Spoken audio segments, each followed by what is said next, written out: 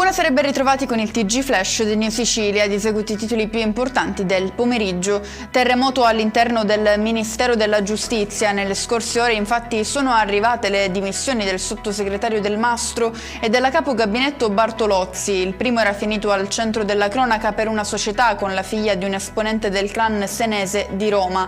La Bartolozzi invece durante la campagna referendaria in una trasmissione aveva definito la magistratura un plotone di esecuzione da eliminare. L'iter approvativo per il ponte sullo Stretto potrà essere completato entro la fine dell'estate, potendo così avviare la fase realizzativa nell'ultimo trimestre dell'anno. A dirlo è l'amministratore delegato della società Stretto di Messina, Pietro Ciucci. La Regione è finanziariamente sempre più solida ed è pronta a destinare risorse allo sviluppo, lo dice il Presidente della Regione Renato Schifani commentando il giudizio di parifica pronunciato oggi dalle sezioni riunite in sede di controllo della Corte dei Conti. Riaperti i termini per presentare le domande di contributi straordinari per le imprese che hanno subito danni dal ciclone Harry, da domani il via alle nuove richieste.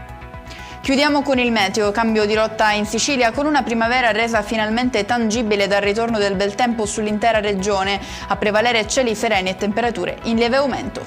E con questo è tutto, prossimo appuntamento domani alle 13:30, grazie per averci seguito e buon proseguimento di serata.